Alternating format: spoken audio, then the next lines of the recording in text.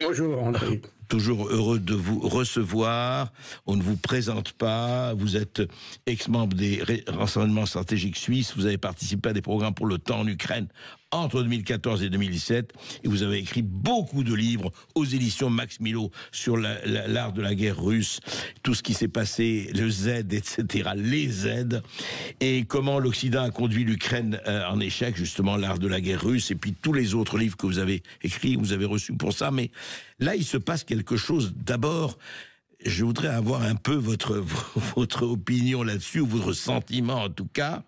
C'est que hier, le monde et médiatique et autres est en ébullition, au bord de l'hystérie. Ça y est, la troisième guerre mondiale est à nos portes. Le feu vert a été donné pour fournir des missiles à longue portée à l'Ukraine, qui vont être missiles pilotés par les Américains et qui vont avoir une portée de 300 km, etc., etc. Et aujourd'hui, enfin hier très exactement, eh bien, je ne dis pas que ça s'est dégonflé, mais on disait, mais attendez, on n'a pas entendu vraiment Biden dire ça. Et le porte-parole du département d'État à Washington, interrogé là-dessus, dit, écoutez, je n'ai aucune mise à jour à vous dire. Mais alors, qu'est-ce qui se passe sous Biden? Alors, première question d'abord, Jacques Beau. Alors, vrai ou faux, info ou intox? Difficile à dire à ce stade, mais je pense qu'on va plutôt dans la direction de l'intox, parce que effectivement, on n'a pas eu de confirmation officielle de la décision américaine d'autoriser l'usage d'armes type missiles et notamment ATACMS dans la Oui. profondeur du territoire russe, c'est-à-dire au-delà de la zone de Koursk et au-delà de la zone de Kharkov, parce que c'était à l'origine, il y a eu une autorisation donnée par les pays occidentaux pour utiliser des armes sur le territoire russe, notamment lorsqu'il y a eu l'offensive russe de Kharkov au mois de mai. Oui. Mais cette autorisation était assortie d'une limitation géographique, si vous voulez. Alors, depuis, les Américains, surtout les Américains, à vrai dire, parce que les pays européens, notamment la France et la Grande-Bretagne, ont essayé de pousser les Américains à enlever ces limitations et à permettre à l'Ukraine d'utiliser les armes de manière illimitée. Mais les Américains sont restés assez fermes sur cette position.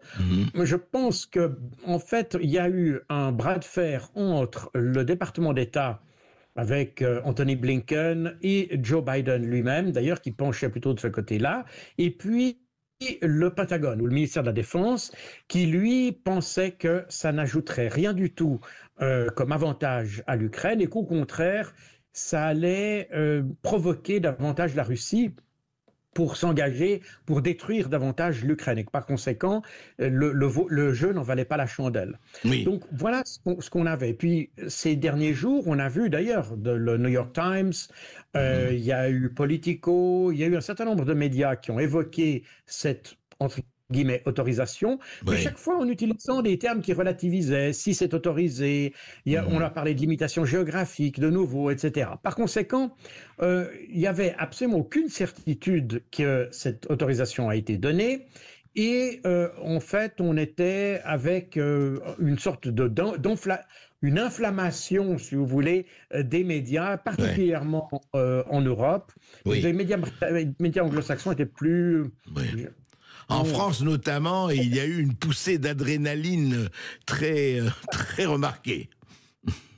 Absolument, tout à fait. Alors ça fait partie un petit peu, d'ailleurs c'est ce qu'on a depuis le début du conflit. Oui. On s'aperçoit que les médias français ont tendance à mettre de l'huile sur le feu, à envenimer les propos et à exacerber des tensions, alors que du côté américain, alors les Américains sont vraiment pas pro-russes, mais quand on regarde, et je l'avais déjà évoqué d'ailleurs sur votre chaîne à plusieurs reprises, c'est que quand on voit même le New York Times ou le Washington Post, oui, on a des journalistes qui se rappellent qu'ils sont journalistes, alors qu'en France, ils ont totalement oublié ça.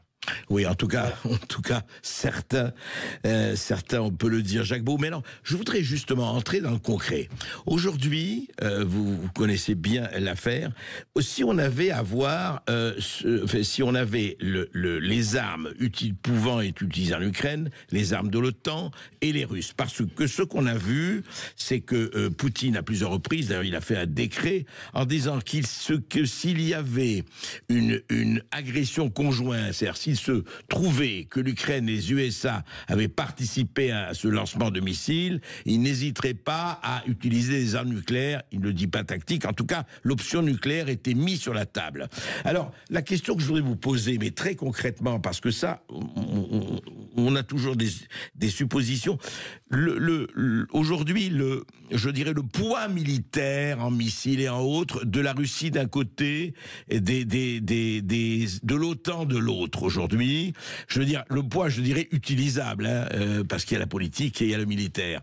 Est-ce qu'il est égal ou est-ce qu'il est absolument asymétrique ?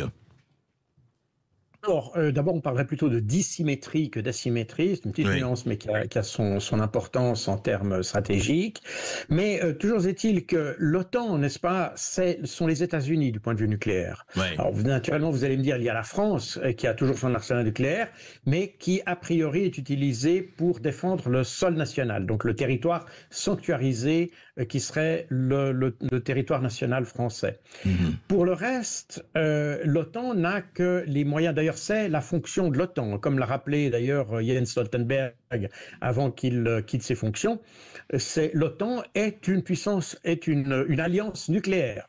La finalité de l'OTAN, c'est précisément de mettre les pays européens sous le parapluie nucléaire américain.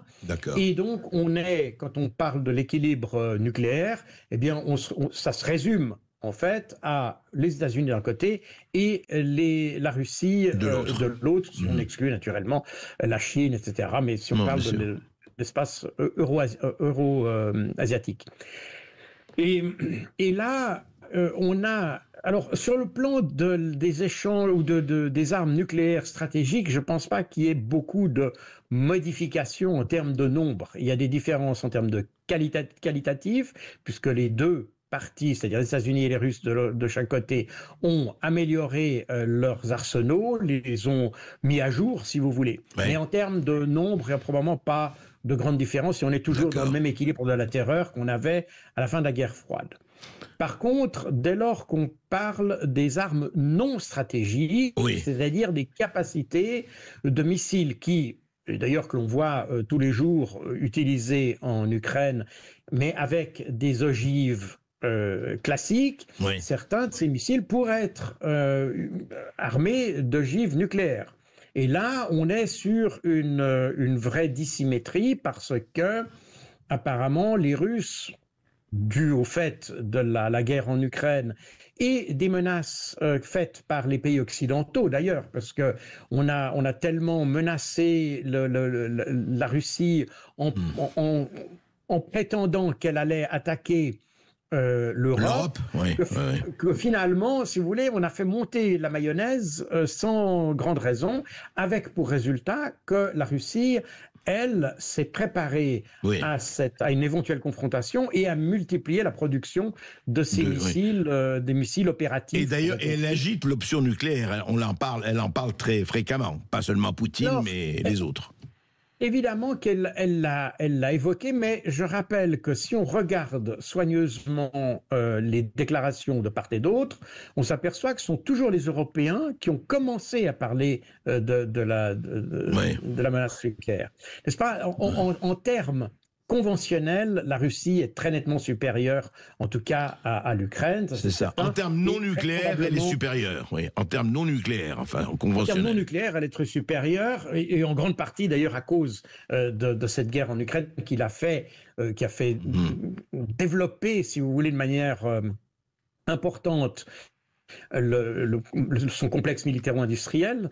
Et alors qu'en Occident, eh bien, on est du point de vue non nucléaire, on est en faiblesse. Et c'est la raison pour laquelle, je vous rappelle que c'était même Jean-Yves Le Drian qui avait, le 24 février déjà 2022, donc il y a 1000 jours, il avait lui-même évoqué l'usage de l'arme nucléaire. Il avait dit à Poutine qu'il ne devait pas oublier que l'OTAN était une puissance nucléaire. Et c'est après ces déclarations que Vladimir Poutine a dit qu'il lui aussi avait des armes nucléaires et qu'il n'était prêt à les utiliser.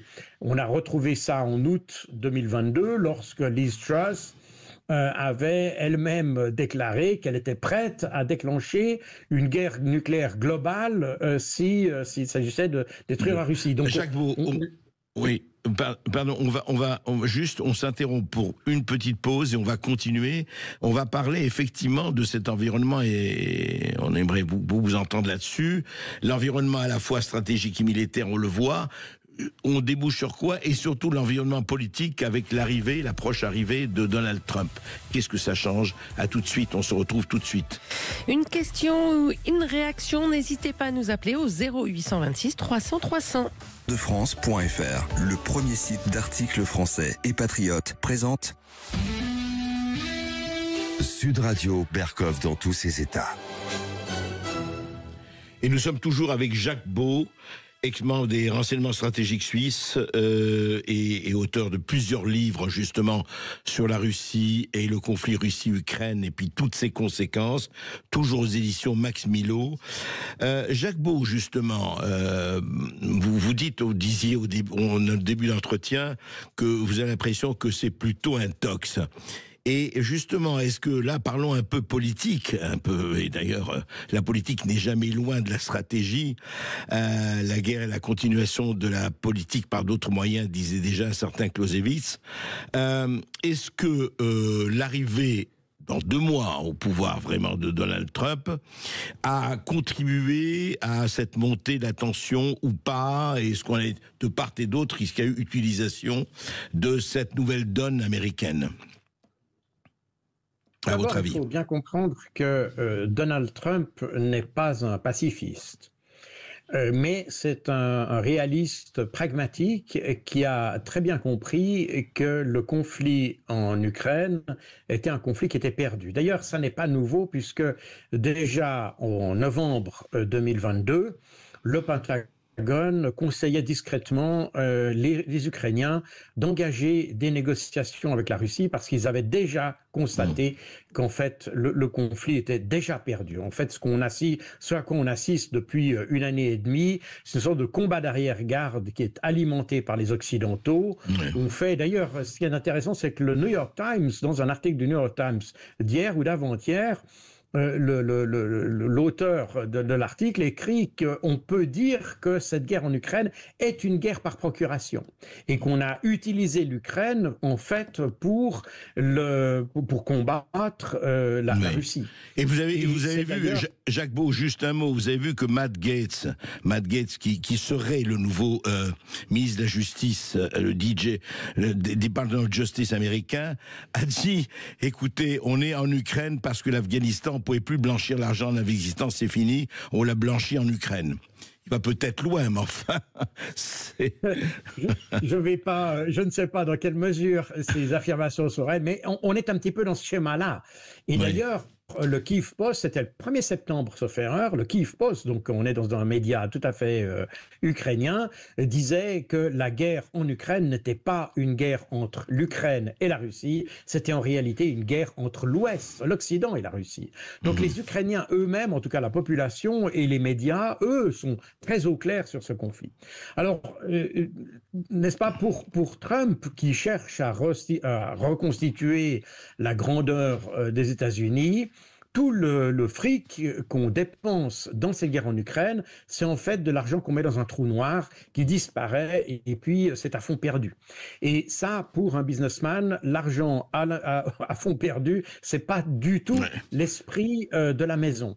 Et c'est la raison pour laquelle Donald Trump, et d'ailleurs J.D. Vance a fait la les mêmes déclarations, c'est des gens qui sont issus de l'économie, qui disent il y a un moment, ça sert à rien d'investir dans quelque chose qui ne vous rapporte rien, et donc il faut trouver une solution à ce conflit. Donc, dans ce sens-là, effectivement, Trump va plutôt aller dans une résolution du conflit. Mais effectivement, on a aussi du côté ukrainien, alors, on a l'effet totalement inverse, c'est-à-dire que Zelensky est actuellement en très mauvaise posture politique, et puis il a un petit peu sur le dos les ultras du régime. Les anciens partisans des moustachus des années 30.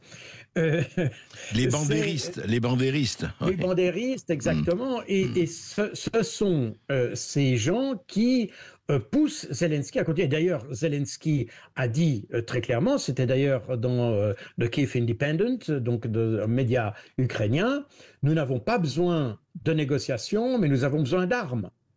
Donc oui, ça, mais ça a été, aujourd'hui, aujourd'hui, il dit qu'il est prêt à négocier. Hein. Depuis hier, il dit ça, en tout cas. Alors, c'est pas tout à fait vrai. De nouveau, le mot négociation doit être compris très différemment de part et d'autre.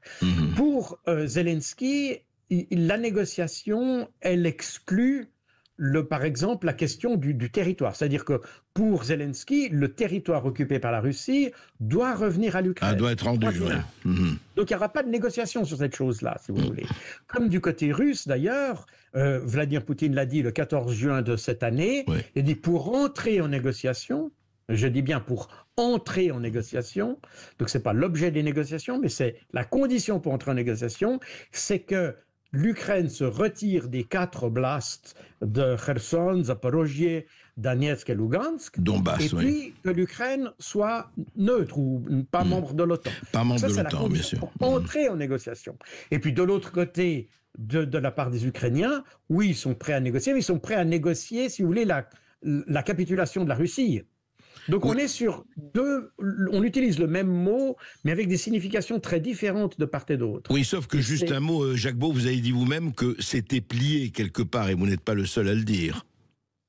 C'est ça le problème, c'est que si on regarde ce qui se passe sur le champ de bataille, si on regarde la réalité du terrain, si on regarde aussi la réalité démographique, la réalité économique et la réalité politique d'ailleurs, parce que vous avez une opposition qui prend de la force à l'intérieur de l'Ukraine, ou ce qui reste de l'Ukraine. Vous avez des mouvements de résistance dont personne ne parle, mais ce sont ces mouvements de résistance qui contribuent à la destruction des stocks de munitions à l'intérieur de l'Ukraine, qui sabotent les voies de chemin de fer. Exactement ce que faisait la résistance en France juste avant le débarquement en Normandie. Hein, c'est exactement comparaison audacieuse, mais intéressante. Non, pas si audacieuse, parce que sur le plan des activités, c'est exactement ça. Ouais, c'est-à-dire qu'ils font effectivement des destructions de dépôts de munitions, des destructions de convois. Ouais. C'est vraiment exactement le même type d'action. On en parle très peu, là. On en parle pratiquement jamais de cela. Enfin, vous êtes un des rares à en parler. On n'en parle jamais, et c'est pourtant une des principales sources de renseignements humains des Russes en Ukraine, sur le territoire ukrainien. C'est comme ça que les Russes savent quand il y a la réunion d'un, je sais pas, d'un état-major ou quand il y a une personnalité qui arrive dans un endroit, et c'est ce qui permet d'ailleurs la précision, ça explique la précision de certaines frappes russes. Pas toutes, mais une grande partie. Donc tout ça fait qu'à l'intérieur de l'Ukraine, il y a une situation qui se dégrade. Et par conséquent, le réalisme voudrait, d'ailleurs c'est ce que dit l'auteur de l'article que j'évoquais tout à l'heure dans le New York Times, il dit en fait Trump n'est pas contre l'Ukraine, c'est en fait une solution pour l'Ukraine que d'arrêter la guerre maintenant et trouver une solution. Avec 600 000 morts et tous les blessés, effectivement on peut se poser des questions. Merci Jacques Beau, merci pour vos éclaircissements. En tout cas c'est intéressant de voir que l'univers entier s'enflamme en disant ça y est, le feu vert est donné. On voit que ce feu vert est en tout cas un feu orange.